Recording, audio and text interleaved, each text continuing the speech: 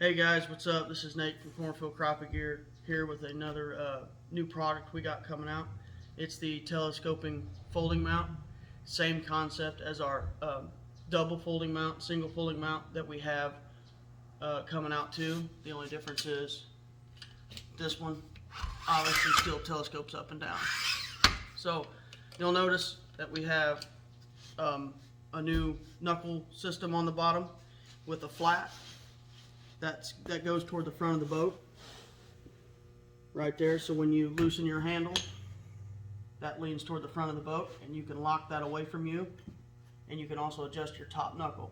Now say you're running down the water and you need to change spots, or you need to put your cover on while you're at the house. You just loosen your bottom knuckle and just simply fold your monitor mount system down onto the deck of the boat. That way you can travel safely and you can put your cover on. And then, like I said, you can lock it up, lock it back, and also as you put it down, you can lock it into place so it doesn't bounce going down the road or going down the water. We just want to show you guys the actual height that this thing can get. So, stock height locked down to the top of your gimbal is 27 inches from the top plate. Now, we take this thing all the way to the top,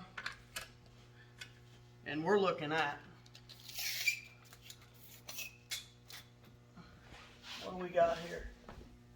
38 inches to the top. You can dang near stand on the deck of the boat and not have to worry about leaning down, hitting your buttons on your monitor, or bending over or anything like that.